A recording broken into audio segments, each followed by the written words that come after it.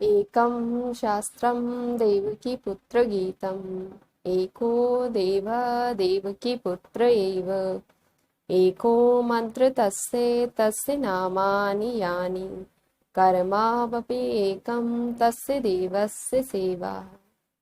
हरे राम राम राम हरे हरे, हरे कृष्ण कृष्ण कृष्ण हरे हरे। बोलिए योगेश्वर श्री कृष्ण भगवान की जय। आइए, स्वागत है आप सभी का। चैप्टर 3 कर्मयोग। अब ये चैप्टर 3 कर्मयोग के बारे में है। कर्म क्या और कर्म क्यों, दोनों का जवाब हमें इस चैप्टर में मिल जाएगा।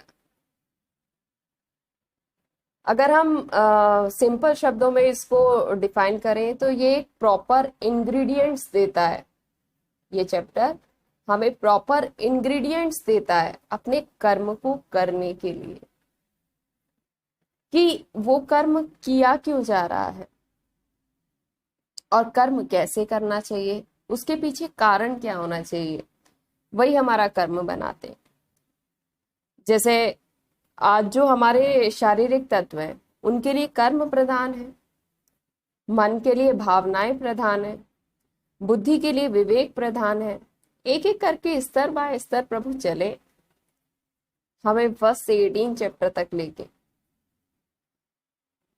अगर हम एक एक करके चले तो ज्ञान योग जो है वो बुद्धि का विषय है, भक्ति योग हृदय का विषय है और कर्म योग शरीर का विषय है। ये शरीर से हम कर्म कर सकते हैं और कर्म हम किस कारण से करते हैं, हम कर्म करते ही क्यों हैं, वाई डू वी एक्ट, इसके बारे में आज हम जानते हैं। इसके पीछे कुछ कारण हो सकते हैं कि हम कोई कर्म क्यों कर रहे हैं। इसके पीछे जितना मैंने सोचा उसके हिसाब से मैंने कुछ कारण लिखे कि हम कर्म क्यों करते हैं। पहला कारण जहां तक मेरी समझ में आया कि विवशता, किसी विवशता के कारण हम कर्म को कर रहे हैं।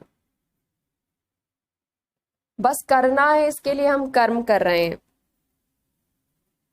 आजकल सही कहें तो कर्म कोई कर नहीं रहा है। ऑफिस जा रहे हैं कि बस जा रहे हैं, उसके पीछे कोई कारण नहीं है। सब लोग फ्राइडे का वेट करते हैं कि वीकेंड्स कब मिलेंगे, छुट्टियां कब मिलेंगी। ये एक विवशता हो जाती है, इसके पीछे कर्म नहीं है। अगर सही में कहें तो इसमें जो है विवशता कम, आपके उत्साह की कमी ज्यादा है। हमें उत्साह नहीं है इसलिए हम वो कर्म कर ही नहीं पा रहे हैं ना। किसी कर्म को करने के लिए हमें विवश होना ही नहीं पड़ता है। उसके पीछे जो मेन बात है वो है हमारे उत्साह की कमी।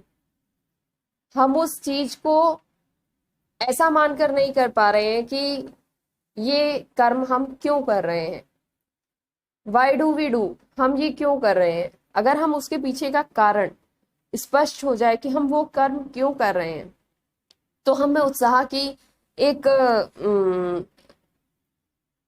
राह उठेगी जिसपे हम चलकर जिसके लिए हमें कर्म करना चाहिए हम वास्तव में उसके लिए कर पाएंगे। जैसे बहुत सारे बिजनेस में देखने में आता है कि फादर ज्वेलर है तो बच्चे भी उसी बिजनेस में बस जाएंगे, शायद उनका मन नहीं। नहीं, वो कर्म नहीं है जो किसी विवशता के कारण किए जा रहे हैं। दूसरा जो मेरी समझ में आया जहां तक, उसके पीछे किसी भी कर्म के पीछे जो कारण है वो होता है धन। हम धन के पीछे भाग रहे हैं इसीलिए हम कर्म कर रहे हैं। धन कभी भी हमारा लक्ष्य नहीं हो सकता। कोई एक सज्जन पुरुष मिले मेरे को, वो बोले कि जी मेरे बेटे को तो कमाने की जरूरत नहीं है, इतना पैसा कमा दे, इतनी प्रॉपर्टी है कि घर बैठे पैसा आता है। तो मैंने कहा कि फिर आप क्या करते हैं? Just we hanging out, touring, just fun. तो ये कर्म नहीं है। जिसके पीछे आपका कोई कारण ही नहीं है। धन कभी भी कारण नहीं हो सकता, किसी भी कर्म के पीछे धन कोई कारण नहीं हो सकता, और धर्म के लिए किए गए कर्म कर्म नहीं हो सकते। तीसरा जहां तक मुझे समझ में आई, पैशन। किसी भी कर्म को करने के लिए पैशन, हम कर्म क्यों कर रहे हैं? क्योंकि हमारा पैशन है। आजकल के इस कोरोना पैंडेमिक के समय में कुछ डॉक्टर्स अपनी तरफ से भी अपने प्रोफेशन के लिए पैशनेट होकर बाहर बिना किसी आर्थिक सहायता के अपनी सेवाएं प्रदान कर रहे हैं। क्यों? क्योंकि वो पैशनेट हैं, अपने पैशन के कारण, अपने कर्म के प्रति उनका पैशन है, उनका प्रोफेशन के प्रति अपना पैशन है, इसीलिए वो उस कर्म को कर रहे हैं। एक वक्ता प्रोफेसर हो सकता है लेकिन प्रोफेशनल नहीं हो सकता, याद रखें। एक वक्ता प्रोफेसर हो सकता है, श्री कृष्ण वक्ता है, उपदेश दे रहे हैं गीता में, वो प्रोफेसर है, प्रोफेशनल नहीं। कर्म करने चाहिए। इसमें श्री कृष्ण ने भी कहा है कि अर्जुन, मेरे पास सब है, लेकिन अगर मैं ही कर्म नहीं करूंगा तो मुझे देखकर यहाँ पे जितने लोग हैं वो भी कर्म नहीं करेंगे और वर्णशंकरता फैल जाएगी।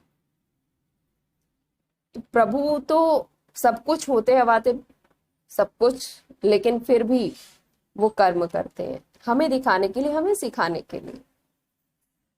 वो रोल मॉडल बने हैं सबके लिए, हमें उनके रास्ते पे चलना है। तो अगला जो कारण समझ में आया, कर्म किस लिए किए जाते हैं, वो है एंजॉयमेंट। हम अपनी प्रसन्नता के लिए कार्य कर रहे हैं। उत्साह, हैप्पी मीन्स फुलफिलमेंट, अपनी फुलफिलमेंट के लिए कार्य कर रहे हैं। केवल